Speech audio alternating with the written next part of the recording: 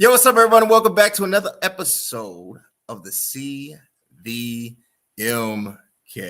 show, because it is what it is. I am your host, the one, the only Mr. CVMK33 himself, coming back with another one. Look, we have an amazing episode because we have an amazing guest. But before we get into it, if you want to keep seeing amazing guests and amazing episodes like we have on a day, because I promise you I'm going to do one live episode a week. And it's coming on Wednesdays. I got a special one coming on Monday. Stay tuned for that. But this live episode is featuring the one, the only, Steve Simmons Jr., a.k.a. Steve Speaks. We're going to get into the wide world of sports. But look, we got a couple things. First of all, I want to thank you. Thank you for being a friend. And the words that go to girls. You got us to 12,000 subscribers on YouTube. We are climbing up the mountain. I tell you, we're going to break 100,000 this year. Also, CVK_global, thank you for putting us over 70,000. CVK33, guys, I want you to keep following, keep tagging, keep changing the algorithm. Let's do this thing because it is what it is on this channel. And when we come back, we're going to discuss some just amazing stuff that's happening in the wide world of sports after this return.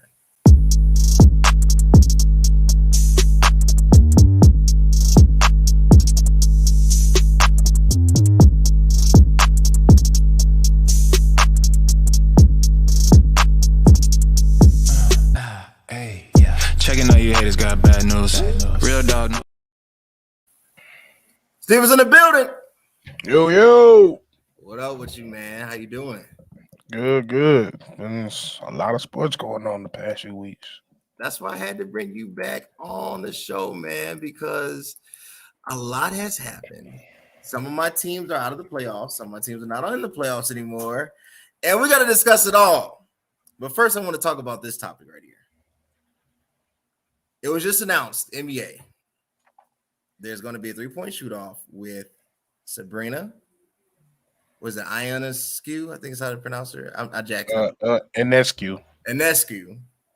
And the one, the only Steph Curry for the three-point shoot-off. Now, you know, this is fine. You know, I mean, I expect Steph to win. The challenges of the controversy is the rise of women's sports, or is this the fall of men's sports? Because I don't believe one has to rise at the other's expense, right? I like the women's game. I like women's sports. It is a thing, and I think we need to support them. But some are saying that because of the rule changes, because of the softness of the league, because of just how basically you can't touch anybody, this is not a physical thing, you get ejected after every kind of, wink and whatever, that this is a sign of things to come and a possible merger between the two, leagues, because that's conspiracy theories. What do you think about this? Is this the end of male sports? No. To be honest, I don't know if it's this singular event is the rise or the fall of anything. It's definitely not the fall of men's sports, because men basketball is never going to fall. That's just never going to happen. It's too many. It's becoming even more global each and every year. Sure. You're getting more and more new type of fans. It's more. You got more casual fans than long fans. So you're always going to have that area of people that come and go. But it's always new. It's always growing. It's constantly growing. It's going to continue to grow. So I don't think of that. Now I do believe it would help put more eyes on the women's game, which the women's game does need, but I don't know if it will necessarily help. I feel like more was helping the women's basketball is the new generation, which is a part of Ionescu. I feel like Ionescu was probably one of the, not say found. Well, how can I put this? She's one of those guys, one of those women that got me back into really, okay, they're cold. I like that. I can see myself going to watch it. She was in that era. Especially in that era of college basketball. Because I was just having this conversation actually yesterday, and I was like, you know what? She was one of those people that, for the longest, there was 4 colleges you went to, especially in women's basketball in college, which was UConn, Tennessee, Stanford, and UCLA. Right. Maybe I'm probably missing maybe 2 of them. South Carolina came on a little later, but stuff like that. But she was like one of the very first people that I was like, oh, because I'm an Oregon fan for those who don't know, but she played at Oregon, so I was like, oh, okay. But is she good? Because most Oregon, especially basketball, we don't get the greatest recruits, man or female. So the fact that she was probably arguably one of the greatest female, not even favorite, best basketball players to come out of Oregon, she's easily one of them. The next ones you could name her to is probably Luke Ridenour, which is going back. But I think it's just the new generation is just coming. It's too many people. I'm constantly putting on people on more and more players. I just got my dad looking at Malaysia down in South Carolina. I've been told everybody about Angel Reese before she blew up. And if you knew Angel, you already knew Caitlin because they played each other for years. So like, I just think it's the steady growth of new people, new players constantly getting better. They're more athletic. The game is more tighter. Yeah. The personality is being shown way more, and it's not just leaning to one side of. I'm gonna be a little controversial. They did for a long time. The WNBA kind of catered to the LGBTQ very hard, and they kind of they felt like, I'm not saying this, but some of the players that wasn't a part of that kind of felt like they was pushed away to some degree, and now they're pushing mothers and both. It's a nice balance of both. So I think it's a lot of things. Of course, the NBA has been helping them the whole time. If you don't know about it, do your homework. But this singular event is not going to do nothing unless, this is the key thing I want you to know, unless if Steph somehow loses to this woman, oh Lord. See, they're going to take it and run with it. See, this is my I think this is the good bad. The good is it's about time that this league is becoming profitable, and as a whole, and I don't think it's women's sports. I think sometimes we use that as a moniker, we lump them in. But women's tennis, right. I've never heard Sabrina said that nobody watches us, so it wasn't an issue with women's sports. Women's track, FloJo, it was never women's sports, it was women's basketball. And I think that has to be probably broken down. I always thought it was a misnomer. The other thing is they're missing that player. And I've said this, they still don't have a Michael Jordan, right? They don't have one person who, and I think you hit it, who is a rallying point for all to kind of like say, yeah, I want my girl to be like that, or this person resembles some type of leadership that I want to, have. And I'm not saying there aren't great players. I'm not saying there aren't great athletes, but there isn't a great personality that has emerged with the matching athleticism that was overly dominant, right? I think that makeup shifts the league into a different stratosphere. And I think when you have that, when that person is coming, I think of Paige Buckner. Is she still in high school? Paige? No, she's in UConn. She's at UConn, right. But she tore her ACL. Yeah. She tore it. She had like 2 injuries. She did something to her knee the freshman year, the sophomore year, she tore her ACL. So yeah, she back playing now. Right. And they're struggling. Right. So when Paige gets fully healthy, she's a hooper. She could dunk. One lady from Texas Longhorns that saw the little. She can. I've seen it. Paige, yes. No, I think you get confused with. It's a woman named. It's a girl. She in high school still. Her name is Toby. She looks just like her. So I think so that might be the one. She looks like her name's Toby. Yeah. I know her name's Toby. She going into college. I think she's going to Duke. She can two-hand that joint, no problem. Right. So that's the one. I'm about to say. I knew there was somebody in high school, and I'm like, this girl can jump. So she can jump for real. She's coming to the league. You have the girl from Texas. So there's some athletes that are really starting to kind of like emerge. And when they get their Jade Cargill, and that's really is the best way to say it without explaining what that means. When they get their Jade Cargill, I think they'll be ready. They'll be ready to. I think you gotta take steps to this, because like this how I say this. What I was gonna say. I feel like they had their mic. Who? It was Maya Moore, but she left too early. Oh, yeah, Maya. I forgot about Maya. But she left too early. But then again, I don't know because she didn't necessarily have the personality. No, she didn't. So to me, I'll say before we get a Mike, I think we at least got to get Larry and Magic to save it. Right, which will be Angel and Caitlin. Right. So I say get them in first. Now, I'm gonna tell you who I think will be the Mike, and she's a freshman right now. I'm putting you on right now. As soon as we done, I want you to go watch her. You gonna test me like she the one.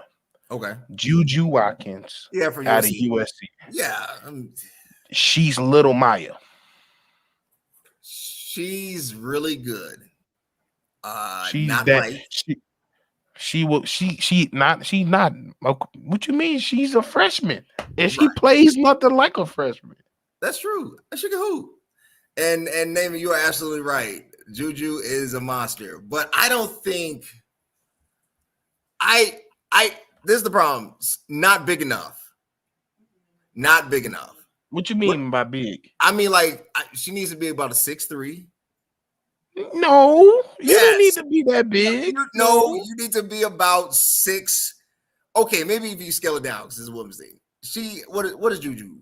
5, like 6'2", 6'1", 6'1". Okay, 6 feet. All right, so she's okay size, but nothing. I've watched her. I think she's fantastic. I think Kyrie Irving. When I see her, I don't think Kyrie. I don't see.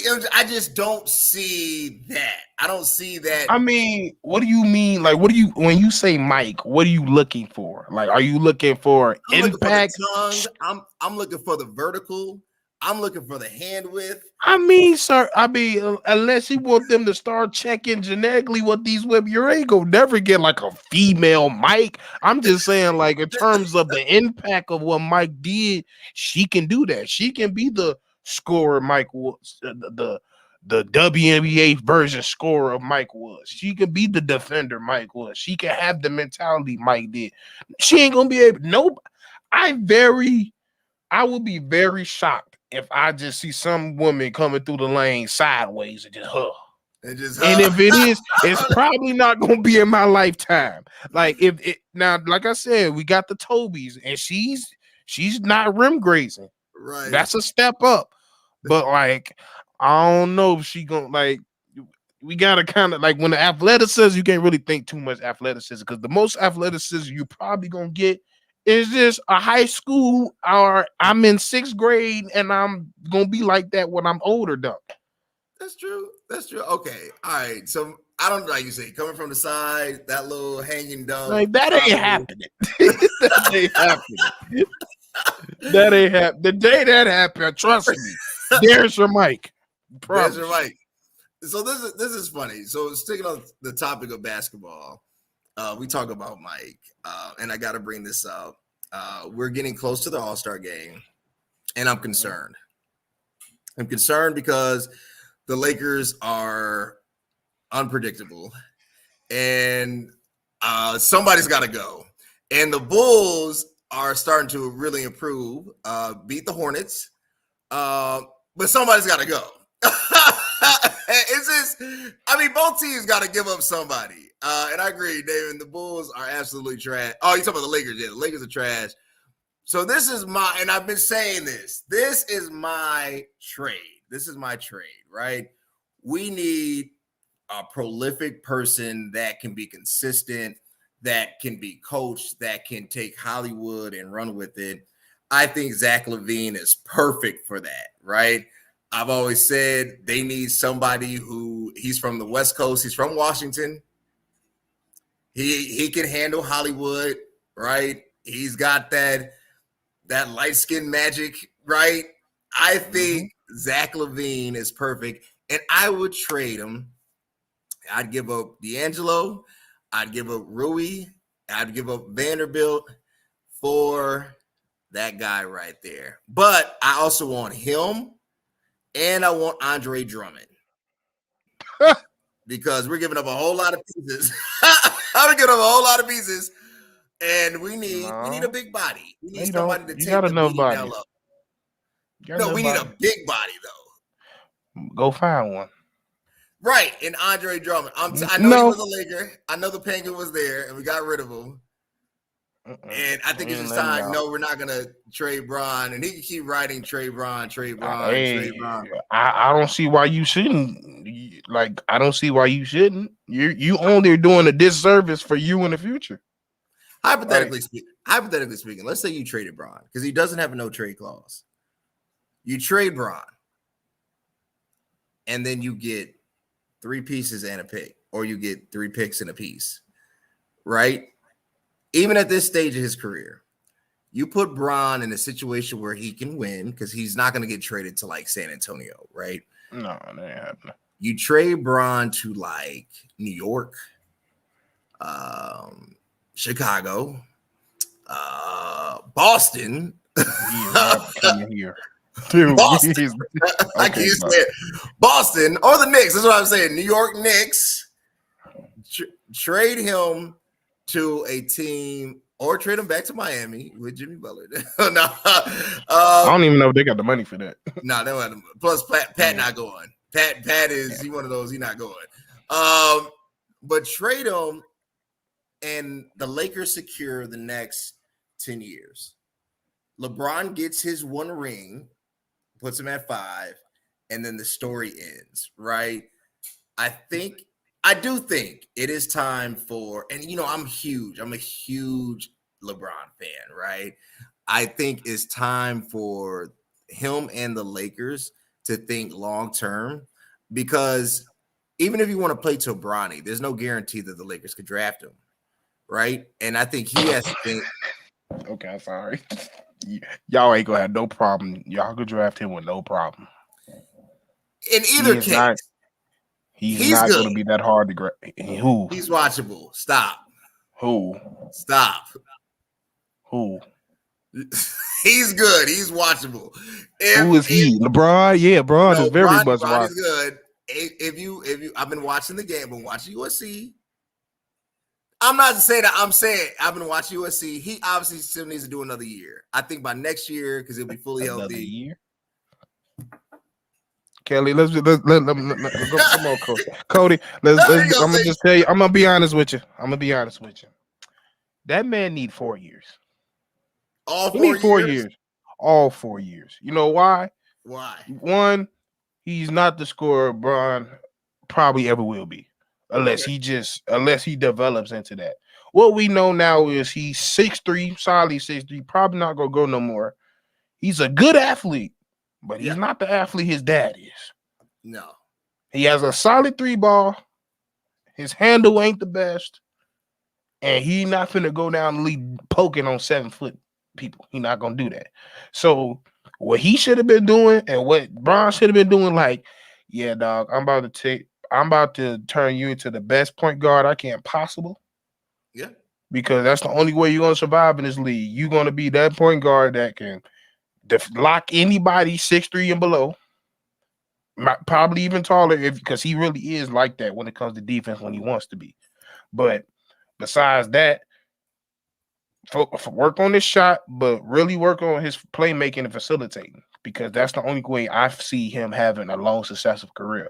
If not, he ain't gonna translate. That's fair. Look, when we return, I want to talk about, before we get to this quarterbacking being quarterback, because I think this has been unfair criticism of Lamar Jackson. I want to talk about Jade Cargill, because it's Jade, right? Is she the greatest female wrestler of all time? I think that's worth discussing after this quick break from our sponsors. There's a hero in all of us waiting to be unleashed. All it takes is just that one last push. Activate the hero within with CVMK Global Supplements. All natural, steroid-free, designed to enhance performance, build muscle, and increase energy. You are unstoppable. You can do this. Become your own hero at www.cvmkglobal.store.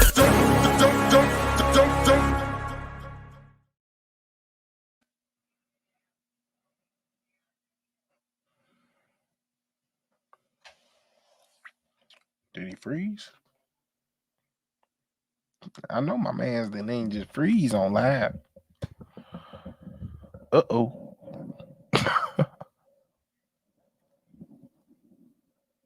man's freeze.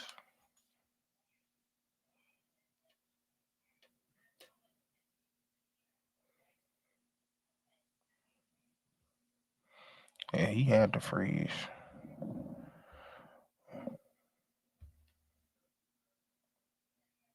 Yeah, you frozen, my G. Well, we gonna wait till he comes back. But he's coming in to start a new debate called and it says right there, as you can see in the comments, it says, "Is Jade Cargill the GOAT of female wrestling?" Now I know most people, especially naming up in here, don't even know who Jade Cargill is. But let me give you a little background I'm of this back. lady. I'm back to my old stuff. Okay, go there. Hey. I was like, bro, I was sitting there. I was like, did my old thing just pause on me? This is why I don't do. Think about live is anything can happen. That's what you got to say too. You can be like, man, that brother froze. So no, I don't know what. I promise you, I paid Xfinity. I don't know what was going on. he said, "I promise you." I promise you. I'm about to write down the chat. I paid my bill. Xfinity, stop tripping. Yo, all right. So Jade Cargill is fire. That's what it said. I have not seen that much excitement about wrestling since the days of Taker, Stone Cold, and The Rock. And what I'm wondering with her and Bianca, is this the start of something magical? Are we witnessing the coming of a great rivalry and the best female wrestler ever in Jade Cargill? One thing I'm gonna shout your heart, she will probably never be. I'm not gonna say never because anything can happen. Yeah. But it'd be very hard for her to be named the greatest women wrestler we've ever seen. Because this is the thing. Now, for one, for sure, the hype is real. I don't know if it's as hype as you say, like a Undertaker and Rock, because you just never gonna get to those heights ever again. But it's definitely was a lot of excitement coming from where she came from AEW to now WWE. And I think mainly the excitement is really because, especially in the community of wrestling, we all knew like she's WWE made. Like it's hard to explain, but we all know like she was always meant for WWE. She has the body, a WWE body. She has a WWE personality. So I always knew her in AEW wasn't gonna last long. But the thing where I struggle to say will she be the GOAT is just because how like the amount of works that she has to put in now, it's really up to her. Because, like, for example, her and Bianca is they're very similar. Like they're very, very similar. Yeah. And I'm not even talking about body, I'm not talking about race, I'm not even talking about that. I'm talking about both of them wasn't growing up the biggest wrestling fans. Both of them didn't grow up. They was into other sports. Jay played basketball at, I think, Jacksonville University. Yeah. So she played for a long. She was focused on that. Bianca was focused on track. And then when they got out there, they always was into weightlifting. I think she did. She had a stint in like what's it called, CrossFit. So I think that's where you find a lot of wrestlers in CrossFit. They do a lot of stuff in there.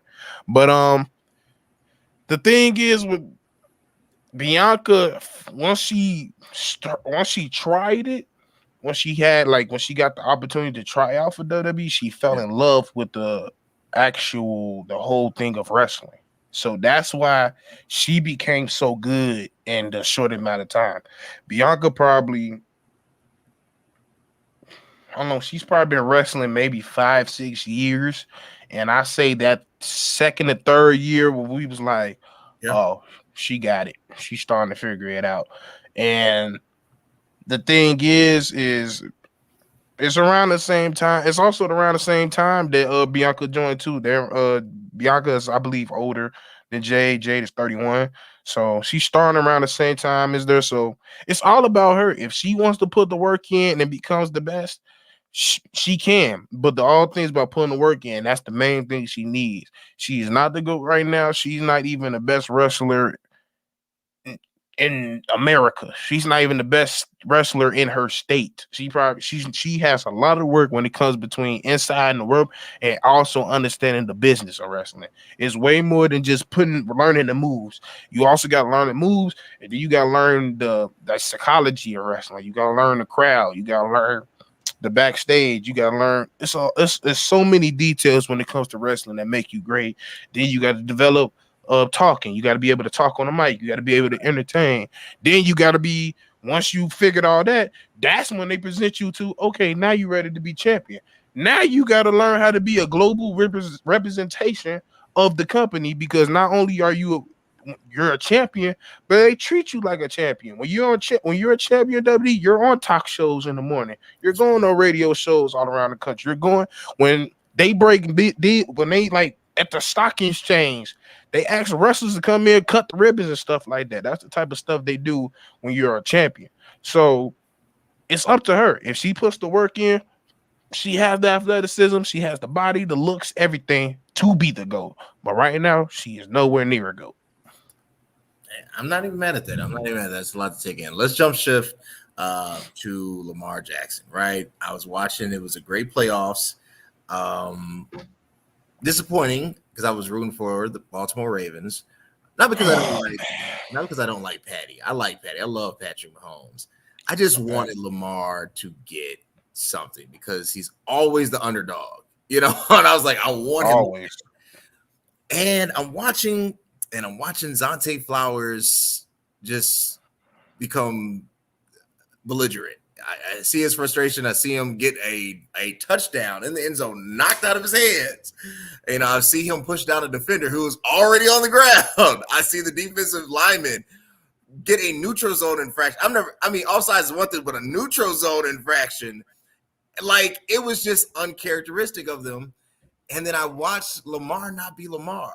And it was like he was trying to prove to everybody he could be quarterbacky. And to me, quarterbacky is a stereotype, right? I feel like I said that, I feel like it's the new N-word. And what I mean by that, it's like, it is. It's this mythical definition of what I should be based on a standard that, to me, is garbage anyway, right? Like, Lamar Jackson is blessed with the gift of just pure athleticism, pure speed, pure lightning in a bottle. You force this man to cut off his strength and stay in the pocket and get sacked multiple times where he could have ran it up the field and straight, Madden 2002, Blitz 2001 play style and destroy Kansas. But instead, he tried to be quarterbacky, and Baltimore lost because that's not his MO, it's not his style. And I throw the question to you, because I feel like they did Cam Newton the same way. With black quarterbacks, do you feel like they're forced to be quarterbacky, or are they allowed to be themselves? Well, first off, I'm gonna answer that question first. I believe they're allowed to be themselves to some extent, but there always comes a time where everybody feels, and it also is somewhat true, where there comes a time where you're going to have to beat somebody with your arm one day. Yeah. But my thing is, today wasn't that day. No. It wasn't that day where you had to do it. Like, I get it. Like, I get everybody. Like, most quarterbacks that win championships, most quarterbacks that's successful, they throw the ball. I get all that. But my main issue was that game. First of all, that was probably, out of all the games that I watched that Sunday, that was probably the most frustrating to watch. Yeah. And the reason it wasn't a reason I had to first one, the game plan was blasphemous. It was. That was the most blasphemous game plan the Ravens could ever do. There is no way. There is absolutely no way I'm allowing my team, who was one of the best rushing attack teams in the league, to only run the ball 16 times. That's insane. Yeah. You gave both your running backs 3 attempts. That's true. Compared to you look across the field, they not necessarily known for their running attack, are they? The Chiefs were? No. But guess what? They ran it over 30 times. Isaiah Pacheco got it over 24 times. Yeah. And that's how they was able to play. And that's why they was able to end the game off with you. They completely played against their strength. And to me, I don't necessarily feel like the way I feel like the way Lamar played was more him than coaching. And the reason I say that is because I believe he was listening to everybody. He was like, oh, these mugs think I don't know how to throw. I'm going to show y'all I know how to throw. I don't need you to show y'all me you know how to throw right now. It's time to win. Right. You showed us you knew how to throw during the season. I could care less how you get the W. As long as you get the W in the playoffs. This was not the time to not be Lamar. Right. Exactly. This was, and that's exactly what you did. I don't know if you heard the little clip come out with OBJ today, but he was on the sideline like, bro, when you take off, people, we unstoppable. What's going on with you? Like, you can't really just sit here and sit in the back. And like, that's my thing. When he's 30, maybe he'll get to that chance if you're constantly building him up as we go, and now his throwing is right.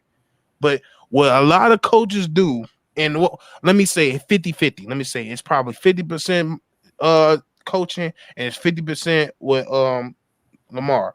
You cannot sit here and turn your quarterback into what you want him to be. Right. Not in the playoffs. Not in the playoffs. Right. There was so many times where he was sitting here missing. It was either too far of a throw or the throw was short. And I'm sitting here like, bro, run the ball. The gap is right there. Just go. You ain't got it right now. And in a lot of things, it's almost like in basketball. If you can't make that three, what coach tell you to do? Go find and get the way to get that layup so you can get right. Right. And that's what we tell.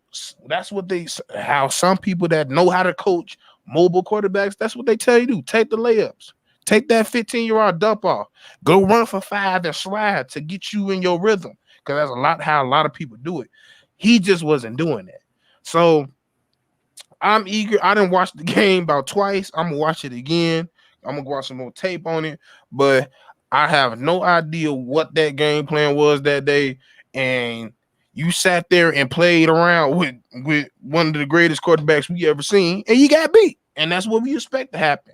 But from a totality, you fell for the trap. You fell for the trap. You was listening to the outside nose instead of worried about what was going in inside your own locker room. I don't care about that quarterbacky stuff. I'm telling you right now, ain't nobody gonna be talking about quarterbacky when you holding that trophy up. That's true. Nobody will care. I promise you. If you throw 10 times and you win the game, nobody is going to care. Speaking of quarterbacky, who was not quarterbacky, Jared Goff. And the reason why I said this, underthrowing passes, like underthrows, not tight in pocket or an arm. You're up at halftime and you get the game taken from you. You've been aggressive all year, and Dan Campbell is known for going for it. And then in the first half, you're in the end zone, you kick a field goal.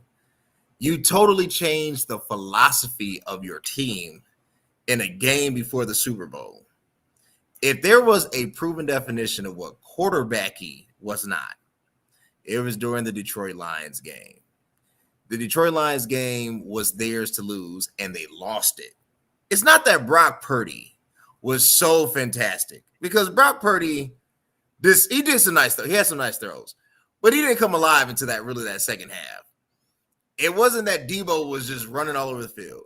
I mean, not Debo, Christian McCaffrey. And it wasn't that Debo was doing his thing. It wasn't that Nick Bosa was sacking. It was the fact that Detroit choked. But I have not heard one single criticism about the Detroit Lions.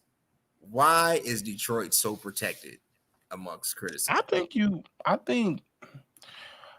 think they are getting critiqued, but it's not in a typical way that you expect anybody else to get critiqued. To me, I felt like we do got a new black person in the WWE black woman. What Shout was out that? What was that? Jade Cargill. Lord Jesus. No, you said a new black one. I mean, besides Jade, you said new. That's what I was talking about. Oh yeah. But yeah, I didn't necessarily feel like Jared Goff played terrible. Like he played a pretty solid game. He was 25 for 41, finished with 273 on the passing on yards and 6.7 yards per throw. Pretty good, pretty solid. But I think what do you say? Did your cause? Yeah, I'm addressed as that BB done. I'm addressed as that BB done. But yeah, he's to me, I feel like they lost this game with coaching being over aggressive. Because yeah, we know he's aggressive, but I'm gonna get there. And I feel like because I talked to one of my homies that's a coach, and we feel like Detroit kind of swung for the fences a little too early in the offseason. And let me explain why. Okay. When you building a team, right? Most people want to build through the draft. But when you build it through the draft, based on where you're at and where you're projected to be, it depends on how you draft. Now, when the draft was going on, everybody knew what was some of the main things you could improve on the defensive side.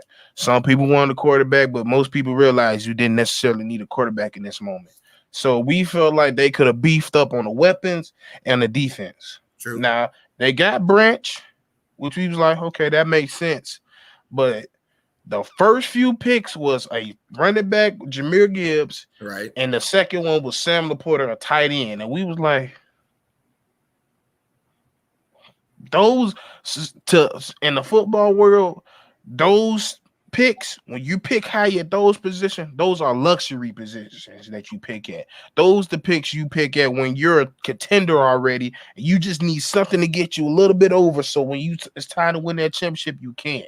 Right. So now you swung for the fences. You wasn't a playoff team before this year. You didn't make it. That's true. So it's a difference between, okay, you're close, you're in the playoffs, let's do that, versus you still needed a defense. Like, one thing we know about this Detroit team was it was good all around, but nothing was great. No, nothing was great. The offense was good, the defense is good, but nothing was great. So what happened to me was on top of your coach being very aggressive, you just had a lot of young dudes out there making mistakes. Jahmyr Gibbs gave up a turnover before half that turned the tide and the momentum.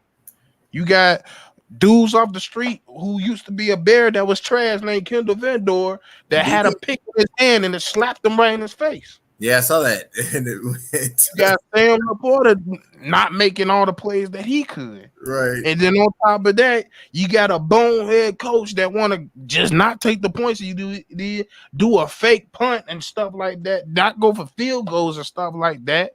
And yeah, that's why you lost the game.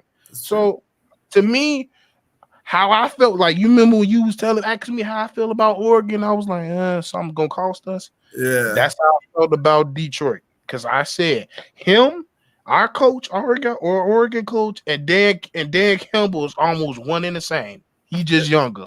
Yeah. They're just over aggressive. And I said, one day that aggressiveness is gonna bite you. Right. And it did. And I think to sum it up, I think with Detroit, team full of good players, no great players.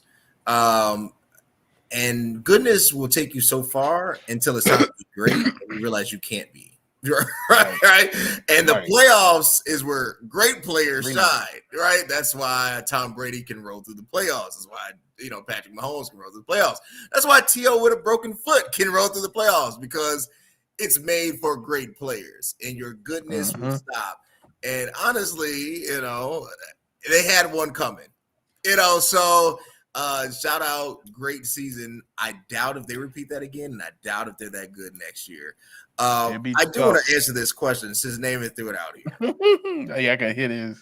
Let me answer this, brother Pastor Naaman. This one, I'm answering your question. Yes, you did. It was about 15 years ago. Yeah, 15 years ago. That down memory lane. Right. And we had a Northern Illinois basketball game. Oh, Lord. And Pastor Naaman was on the court. And he was lighting our team up. His team, I forgot who was on the team, but it was pretty much just him. The rest of his team was pretty trash, but it was pretty much just him. But he was lighting us up. And I was coaching. I was coaching because I'm a great coach. I don't play ball anymore. I'm a great coach. I'm retired. And he was just running, havoc all over us. Mostly because he can shoot. So I tell my team, hey, look, came up with a strategy, a trap. I think we did a 1-3-1 zone because I realized, Name is going to try to penetrate and then dump it off, right? Like he's not going to,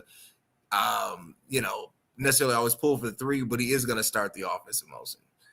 All of a sudden, we cut the lead, got the lead back, won the game, isolated, took Naaman out. It was the greatest defensive strategy because I realized something. Teams win games. Players don't. Naaman was a great player, but that team was booty. So that's what happened. And your team was booty. And that's why our team at Freedom Temple was a little bit better. And we ended up doing, I think Chris Taylor was on that team, Lamont.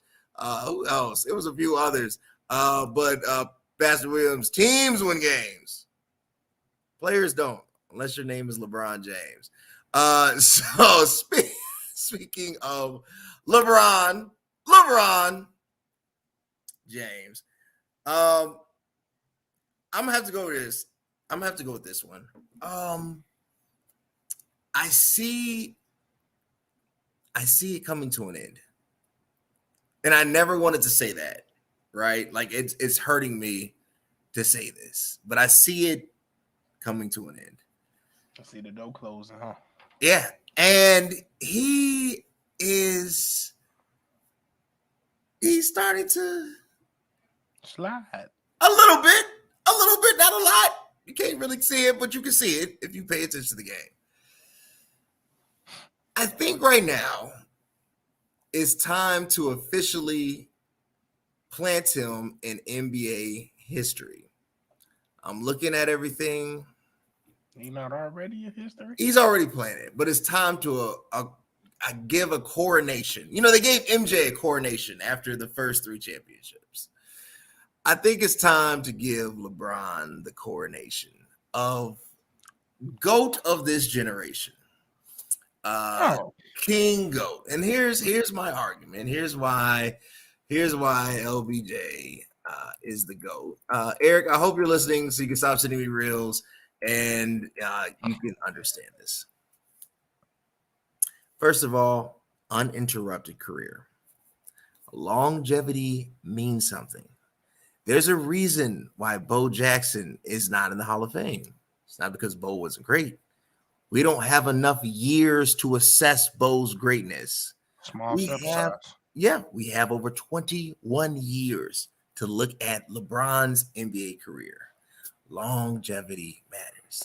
Second thing is he is a leader in almost every major statistical category. He's in the top 10.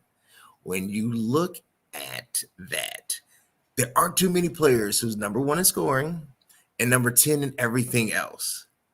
He stands alone in that. The third thing is, this is what I call carrying the torch. Name me a player post MJ who actually carried the NBA. LeBron James. I love Kobe.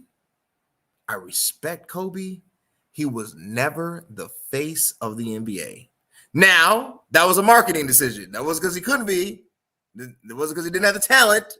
The NBA never made him the face of the NBA. When you think about revenue and you think about the face, you think of LeBron James, his impact. And then the fourth thing is, regardless of the final stats, regardless of how many times he's lost, he has 10 trips. We have 10 documented NBA final occurrences That is, and he's only what? Second behind Bill Russell as far as most NBA final occurrences, right? When you look at the total package, and that's why I say assess it from a total package, not from a documentary. Not from a documentary. Because if you assess it from a documentary, NBA is always going to win that. Assess it from a total resume builder. LeBron James is the GOAT of NBA history. What say you this? Hold on, you said history now. Oh, I'm a generation. History. I'm a generation, but I do. Okay. All right. I was like, wait a minute now. You moved it now. I don't have too many things to say on that. Like, I don't disagree. He's definitely the GOAT of my generation for sure.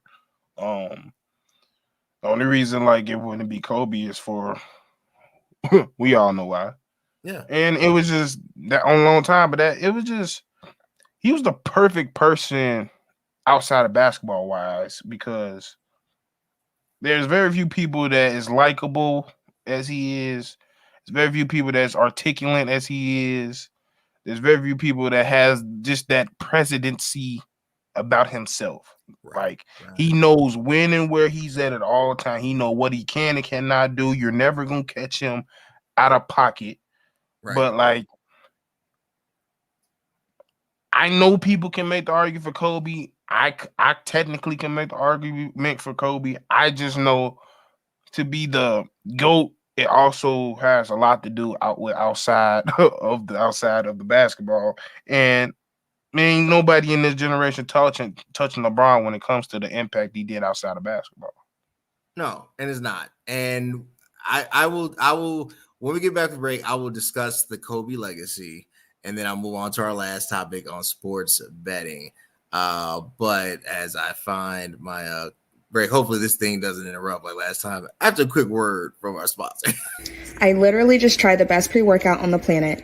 With Superpower pre-workout, you have increased focus and a power boost every single time you work out. It's not only packed with 225 milligrams of caffeine, but it also has citrulline and creatine.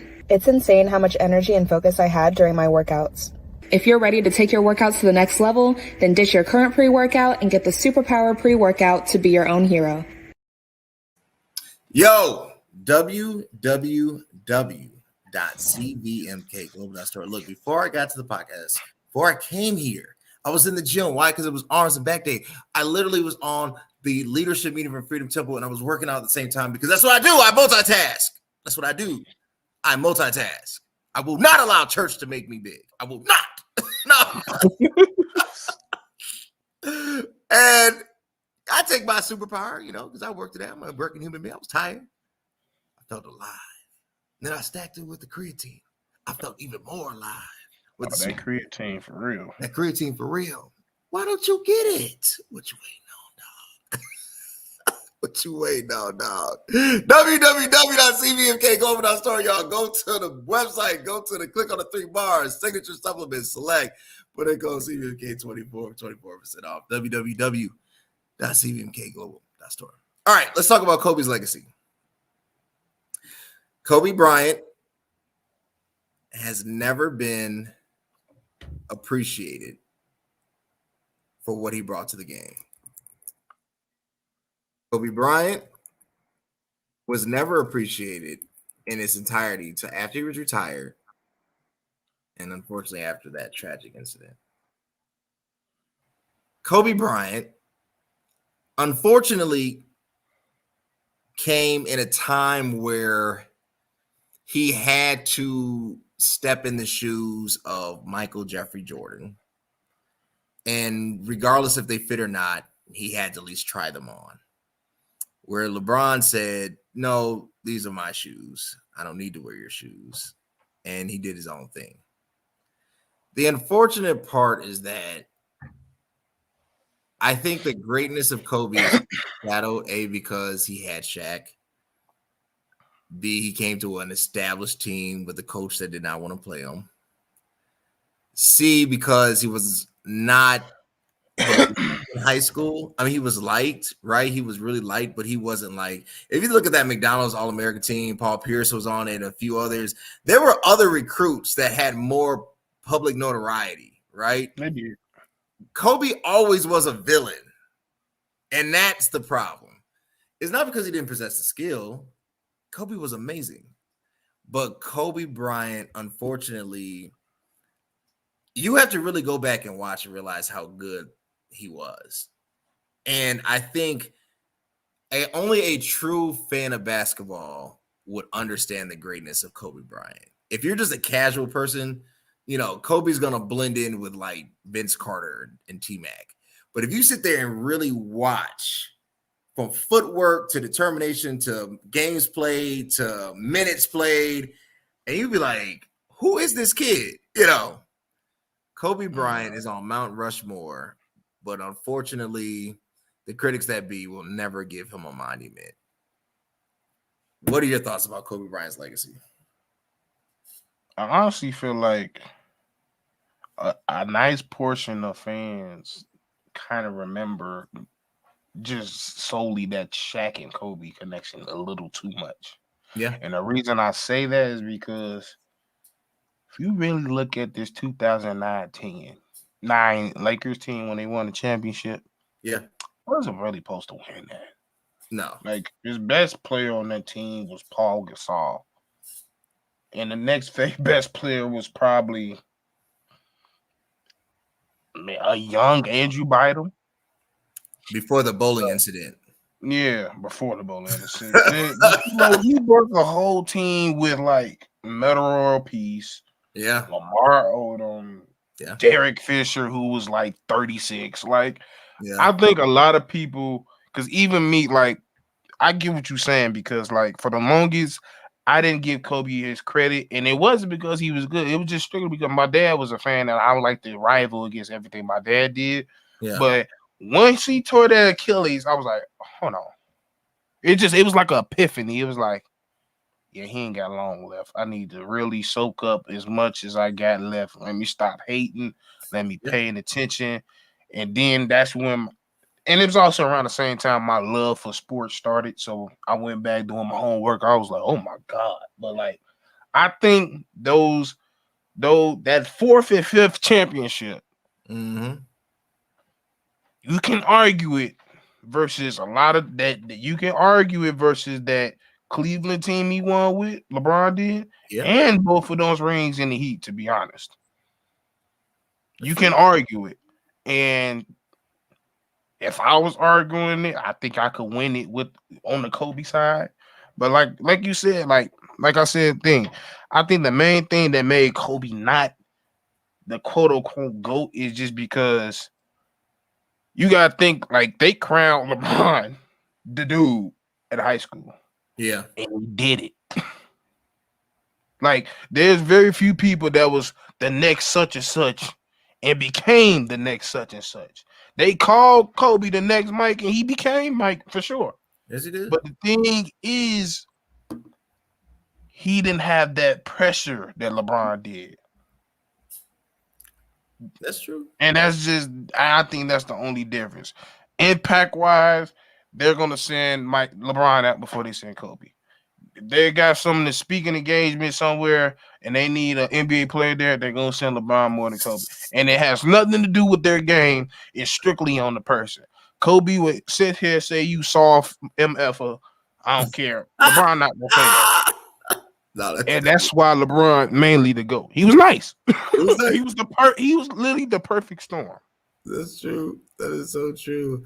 All right, look, when we return, we're gonna wrap up. We're gonna talk about sports betting because, bro, these refs getting out of hand, and I'm starting to call a spade after this quick break. If you think exercise alone got me looking like this, well, think again. CVMK Global Super Thick got me right. I'm obsessed, and yeah, I won't stop talking about it because it helped me grow in all the right places. Its creatine provides a fast and reliable way to increase your power, size, and shape, and it's scientifically proven to help you reach your physical goals in a safe, controlled manner. So if you want to increase muscle size, pump, and thickness in your muscle groups, you need Super Thick. Yo, www, I'm telling you, man, I use it. www.cvkglobal. www.cvkglobal.store. Yo, Super Thick the creatine. That threw me way off what I was going to say. I'm about to write that in the chat because I can't say it today. .store, y'all. www.cvmkglobal.store. I'm telling you, pre-workout, superpower, protein. I'm right now, so my wife and I, February we turned it up a notch in our diet. We decided, hey, no meat. I'm not talking about fish. I'm talking about everything vegan. So I had to switch from my whey protein to my vegan protein transform. We carry that too. I want you to get there. Go to Go to www.cvmkglobal.store. Get the transform, the vegan protein in chocolate or in vanilla. Use code CVMK24 for 24% off. Sports betting. Yo, we gotta talk about how bogus these refs are. From the NFL to the NBA, I really think sports betting has destroyed sports. And it's always been there. There's always been a dark underhand to sports, right? Throwing, whether it was boxing or whatever, that has always been there. But now it's just not hiding, right? Like it's in plain sight. I'm seeing refs do things, call things that absolutely don't make any type of sense. I saw them call, I think it was on Matt Strauss. He handed the ball to the ref. And the ref, bro, I've yet to see that. Somebody kept telling, I've yet to see that. I saw it. He literally look this up. Handed the ball to the ref, and the ref called a tag. And everybody was just like, to the point, it's like the refs they're trying to influence the game. And I think it's because sports betting. I think when you have an over and under, and you have to get within a certain win percentage or a certain points or a certain, error, all of a sudden a felonious call gets called out of thin air. And I'm starting to wonder, is the love of money when I get that money out, that Thug Bones and Harmony, is it destroying sports to the point that the game is rigged? Do you believe that the outcomes are rigged? I won't necessarily say it's rigged, but it's definitely, I think the perfect word is what you said, it's influenced. Yeah. It's definitely influenced. Like you definitely be like my homie always see like a weird foul call, and he be like, what's the spread? Like nigga 4.5. He be like, see, but like, so I think it's a little bit to do with it for sure.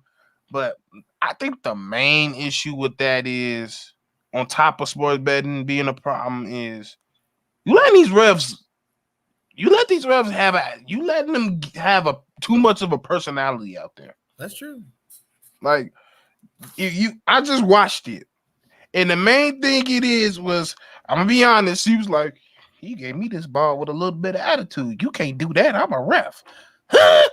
Click. Yeah. Ain't nobody asked you to dictate what was the attitude or not. We told you out here to call a foul. Like, that's the thing. You're allowing these refs to become a part of the game. We didn't ask that.